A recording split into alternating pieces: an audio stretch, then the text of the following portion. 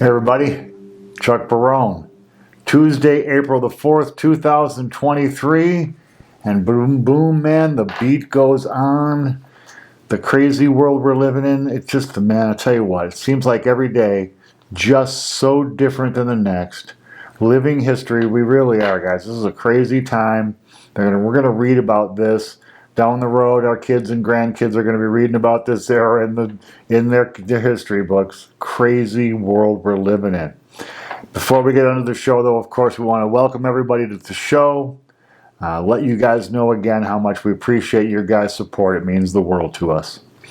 Also, a quick thanks to our friend Christian C. A world record $100 gift to the show. We really appreciate that, Christian. We appreciate everybody's support, but that really is above and beyond. If you guys are feeling super generous, go to chuckbarone.com and you'll see where you can buy Chuck a cup, connect right to our PayPal, and make a gift if you want to. Markets today. Well, stock market today, giving back the gains it got from yesterday's optimism, replaced with today's pessimism. Markets down across the board. Not a great day for the markets. The chart looks like crap.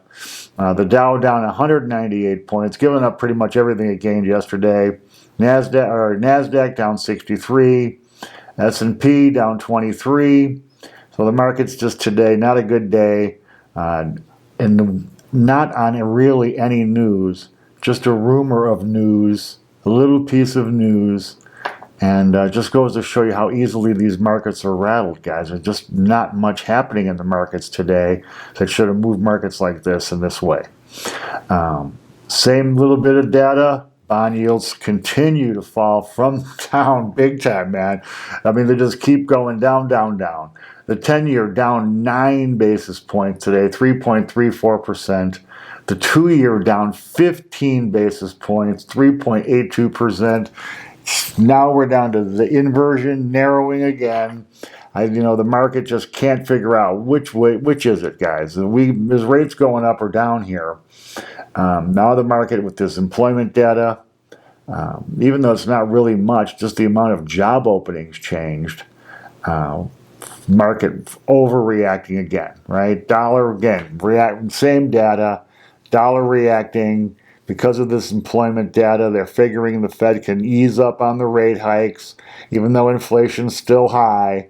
Dollar falling almost a half a point today, 101.58 on the index, just continuing to trickle its way down.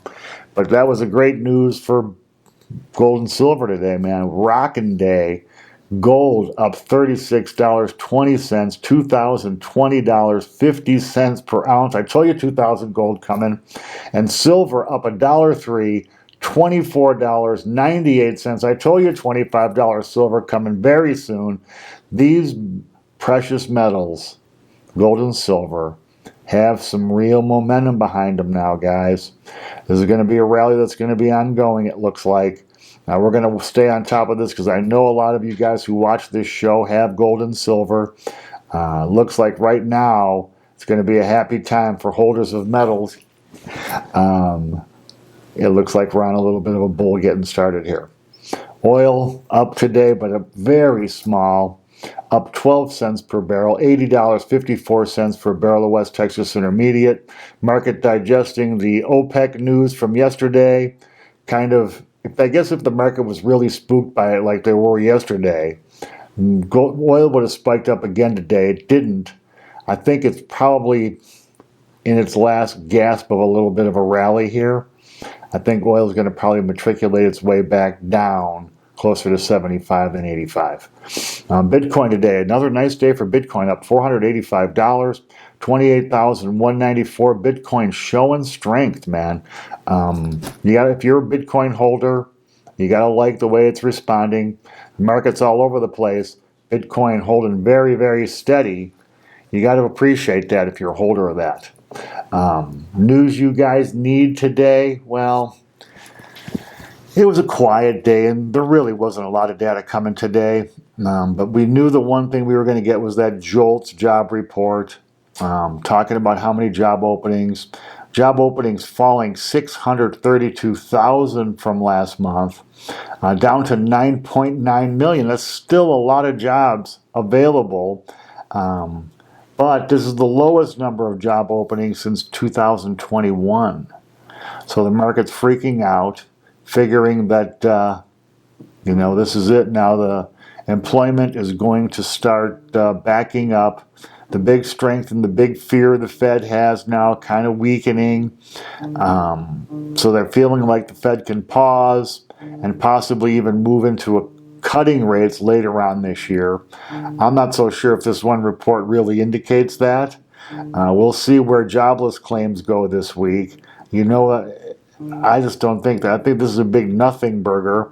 We think a lot, we've known and talked about it on the show. Actually, a lot of you guys in the comments making it clear, a lot of these job openings that they've been talking about are basically, I don't want to say fraud, that's too strong of a word, but fictitious? A lot of applications going out, not a lot of hiring being done, right? So it's interesting that those falling, who knows if there really were jobs or just fictitious jobs that were being advertised to see what they go fish kind of for personnel. Interesting enough, along with this report, 4 million people quit their jobs in February. 4 million people blowing out of their jobs. Well, that tells me that these people either already have jobs that are better than the jobs they have now, or have a promise of a job that's better than the job they have now. Most people don't just quit to do nothing. So the jobs market seems pretty strong to me. I still really feel, I'm not swayed yet that the Fed is going to slow down on these interest rate hikes. I still see a 1/4 point increase coming in May. You can make book on that, guys. All of this is fluff to fill in the time between Fed meetings, right? We'll see again. Well, if job openings or jobless claims surge this week, right? If there's a big jump in jobless claims to confirm this, this JOLTS report today, well, then we'll look at it a little bit differently. But until then, I'm not such a believer. Today, we have Jamie Dimon. Why do these schmucks come out and talk on, really? I mean, is it just to spook the markets, come out talking stupid shit like always? Now, here's Jamie Dimon. This is the chairman of JP Morgan, a guy that makes like $30 to $50 million a year, one of the biggest, highest honchos on Wall Street. And of course, he's out there talking. And that basically, to wind it up to you, he said basically that all the problems in the banking sector are the cause of the government and Federal Reserve. They were encouraged by the government to buy treasuries, that they felt like they were liquid and were something that would hold their value. He said that the Fed did not stress test those assets in the event of rapidly rising interest rates. I would think that if you're a Federal Reserve banker, a risk officer, or a real banker at any of these regional banks, they don't have to explain to you what happens to the value of your bonds when rates really start spiking up, right? I don't really think the collateral was the problem so much as it was just the rumors that can be started now online that created the run on the bank to begin with, right? But Jamie Dimon, of course, has to get out and bash the government because that's what these guys do. It can't ever be the business community's fault. It can't ever be the greed of these bankers. It always has to be the government. He said that this banking effect going forward will probably be felt for years. And he was warning the government not to start creating a whole bunch of new regulations, also adding that, in his view, the economy is strong. What a mixed bag of poop, man. Just a bunch of bullshit. This is a guy, why are we listening to this guy? Really? What did he give us today that's not standard boilerplate corporate speak where, it's just a bunch of fluff, man. But what the guy did was spook the markets and bank stocks got pulverized. Good job, Jamie. Way to go. I guess maybe JP Morgan didn't get bashed so hard, but the regionals did. Again, guys, when you see these blowhards out there talking, take it with a grain of salt. Try to look at it with a jaundiced eye, and really, what point are they trying to make? Jamie Dimon's point today was the government's the problem. Don't create more regulation for us, government. He has to say the government's the problem to cover the fact that they don't want any regulation. They want to be able to, the wild, wild west, make their money as much as they can, however. And that's just, what a load of bullshit, man. Anyway, factory orders coming out, falling for the second straight month. You put that along with the ISM survey we talked about yesterday. Now we got some confirmation that manufacturing kind of moving into a recession. Not good news for the economy, guys. It really isn't. The GDP Now tracker, which was earlier showing 3.6% GDP growth first quarter, now down to 1.7 for the first quarter. We'll see where it finishes. The first quarter obviously just ending. Fascinating stuff right now. Because it looks like, and I've been saying this for a few times on the show, that we have a mixed economy right now where the interest-sensitive businesses, mortgage and real estate, manufacturing's tough too because they borrow money to expand their plants. Consumers borrow money to buy their products. So, there's some interest-sensitive rate businesses, retail, having some difficulty, even though consumers loading up on debt like never, ever, ever before, man. Ever. Crazy times. New poll today finds Americans are actually growing more comfortable with the economy. They say that they feel more confident, believe it or not. It's still not a great number, though. The index rose a half a point to 47.4, the highest since December of 2021, so that's not a bad sign, I guess, but still a negative view of the economy. 50% on the index, 50.0, I should say, is considered a neutral number, so anything less than that would be negative. Still, though, when you have a poll of any kind these days, because of the world we're living in where everything is political, if there's a Republican president, every Democrat has to say the economy sucks. If there's a Democrat president, every Republican has to say the economy sucks. So you start off with basically a 50 to begin with, if it's 50-50, which it probably isn't. And then if a few people on your team are unhappy, well, now you start with negative numbers. That's why I laugh at these poll numbers now. Anyway, fascinating stuff. How do you guys feel about the economy? You think we got anything good coming up in the future? You think business is going to be okay?